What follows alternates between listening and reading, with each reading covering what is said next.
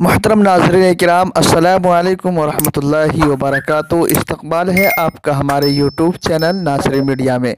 जो साथी इस चैनल पर नए हैं वो चैनल को सब्सक्राइब करके बेल आइकन ज़रूर दबाएं।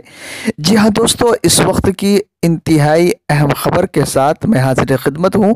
आइए डालते हैं इस पर तफसीली रोशनी। 100, 10 और 5 रुपए के पुराने नोट को लेकर बड़ी खबर सामने आ रही है।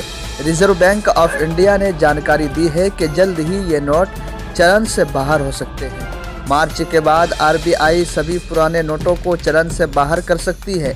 हालांकि इस सिलसिले में आरबीआई की जानिब से ऑफिशियल तौर पर कुछ भी नहीं कहा गया है। रिजर्व बैंक ऑफ इंडिया के assistant general manager B Mahesh ने कहा कि आरबीआई इन पुराने नोटों की सीरीज को वापस लेने के लिए मंसूबे पर काम कर रही है। मनी कंट्रोल की एक खबर के मुताबिक बी महेश ने ये बात डिस्ट्रिक्ट लेवल सिक्योरिटी कमेटी की मीटिंग में कही।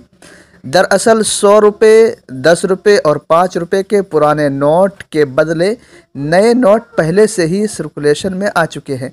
ऐसे में अगर पुराने नोटों को बंद भी किया जाएगा तो लोगों को कोई परेशानी नहीं होगी, आम लोगों को नहीं होगी परेशानी। आपको बता दें कि रिजर्व बैंक ऑफ इंडिया ने कहा है कि लोगों को नोटबंदी के वक्त काफ़ी परेशानी हुई थी, तो इस मर्तबा आरबीआई ये यकीनी बनाएगा कि जितने पुराने नोट सर्कुलेशन में हैं इतने ही नए नोट मार्केट में आ जाए, जिससे लोगों को कोई परेशानी ना हो और इस सीरीज़ को अचानक बंद नहीं किया जाएगा।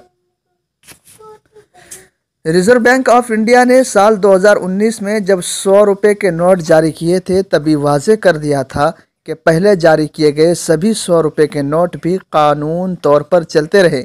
इसके अलावा आरबीआई ने 8 नवंबर 2016 को नोटबंदी के बाद 2000 रुपये नोट के नए अलावा 200 रुपये के नोट जारी किए थे। जाली करेंसी पर लगाम लगाने की कोशिश।